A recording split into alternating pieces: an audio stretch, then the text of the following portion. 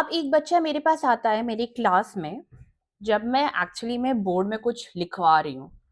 कहता है कि मैम इसने ना मुझे गाली दी है। मैंने कहा अच्छा। फिर मैं बैठी और मैंने उससे पूछा कि क्या गाली दी है।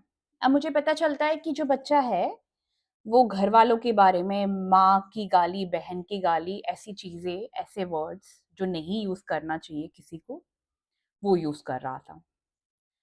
तो जो बच्चा, दूसरा बच्चा इन्वॉल्व था, मैंने उसको बुलाया, मैंने उससे बात की कि बेटा क्यों, और ये जो वर्ड्स आपने यूज किए हैं, क्यों यूज किया है।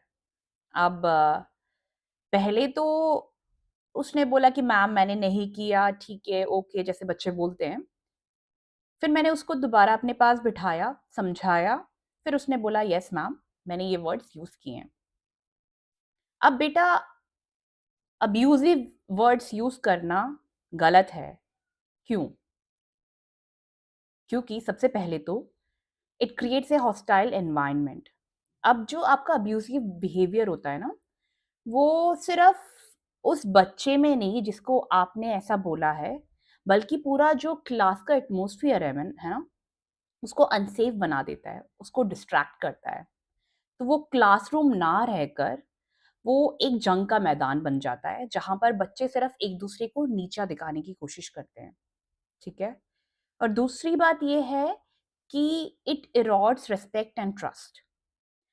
जो एक क्लासरूम में बहुत इंपॉर्टेंट चीज होनी चाहिए वो है रिस्पेक्ट और एक दूसरे पे भरोसा, ट्रस्ट।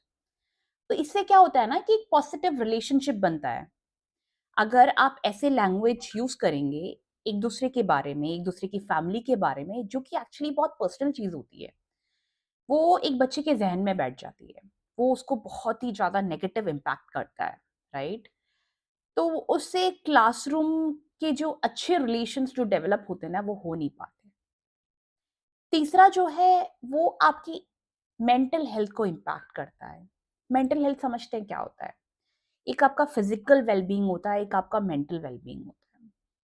मेंटली अगर कोई बच्चा या फिर कोई भी बड़ा डिस्टर्ब्ड हो, तो वो कोई भी काम ठीक से नहीं कर पाता है।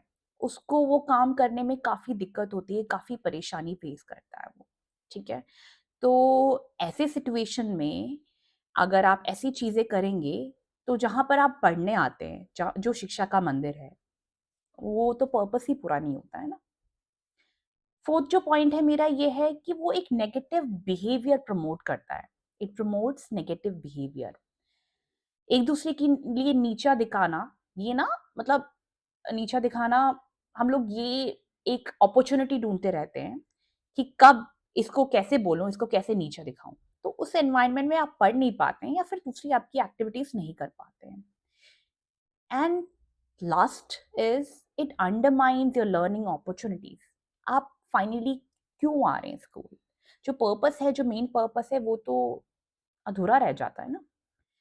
आप कुछ पढ़ने आ रहे हैं, कुछ समझने आ रहे हैं, दोस्त बनाने आ रहे हैं, एक अच्छा एनवायरनमेंट क्रिएट करने आ रहे हैं, कुछ सीखने आ रहे हैं, कुछ बनने आ रहे हैं।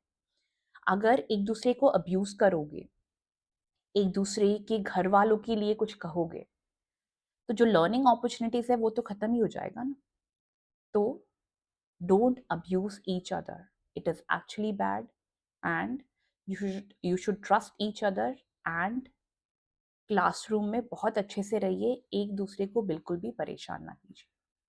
Have a great day, take care of yourself.